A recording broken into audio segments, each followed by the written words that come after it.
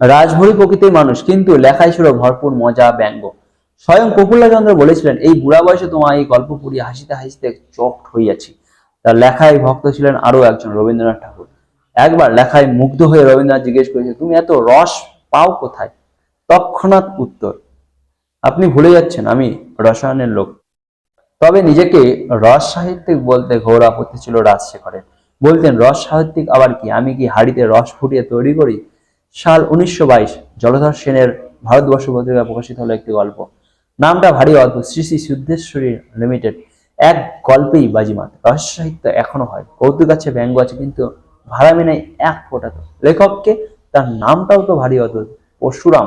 এটা আসল নাম কি ছদ্মনাম? কিছুদিন পরে জানা গেল লেখকের প্রকৃত নাম। তিনি পেশায় রসায়নবিদ, বেঙ্গল কেমিক্যালস তৎকালীন সর্বময় কর্তা, নাম রাজশেখর বসু। বাংলা রস সাহিত্যিকের প্রবাদ প্রতিম ব্যক্তিত্ব। আবার তার জন্মশতবর্ষ প্রকাশিত এমন এক কাণ্ডের ইতিবৃত্ত যা এতকাল কেউ ঘুণাক্ষরে টের পায়নি। অরবিন্দ ঘোষ, বারিন ঘোষের নেতৃত্বে মানিকতলা বোমা মামলায় ঘটনায় বোমার ফর্মুলা এবং যাবতীয় মাল মশলা সরবরাহ করতেন রাজশেখর। ধরা পড়লে সোজা সেরের রাজ্যে, তবু নির্ভয় কাজ করে গেছেন এবং নীরবে এমন স্থিতিপ্রজ্ঞ তিনি। তবে শুধু গল্পই নয়, ব্রজেন্দ্রনাথ বন্দ্যোপাধ্যায়ের উৎসাহে অনুরোধে চলন্তিকা অভিধানের কাজ শুরু করেন রাজশেখর বসু। সঙ্গে পান সুরেন্দ্রনাথ মজুমদার ও শৈলেন্দ্র কৃষ্ণ লাহাকেও। লক্ষ্য ছিল একটাই, বাংলা বানানের একটা আধার তৈরি করা, সেখানে স্থান পায় পরিভাষাও। এই বিশাল কাজে মতামতের জন্য চলে গিয়েছে রবীন্দ্রনাথ, শরৎচন্দ্র, প্রমোদ চৌধুরী, হরিপ্রসাদ শাস্ত্রীর মতো মানুষদের কাছে।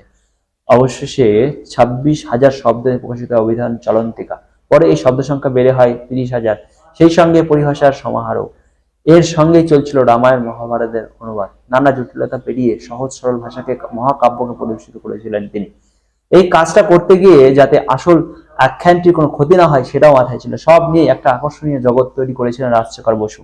একই সঙ্গে নানা রকম কাজ করতে পারতেন পরশুরাম। রান্না থেকে, সেলাই থেকে, বই বাঁধা, এমনকি অ্যাবাকাসের নির্মাণকর্তাও এই বাঙালি। সুরুচি, শৃঙ্খলা ও বুদ্ধির সংমিশ্রণে বাঙালি পরশুরামের জীবনটি ছিল এক কথায় বৈচিত্র্যের সমাহার। বিজ্ঞান ছিল তার প্রথম পেন, অথচ বাঙালি তাকে মনে রেখেছে রহস্য সাহিত্যিক হিসেবে।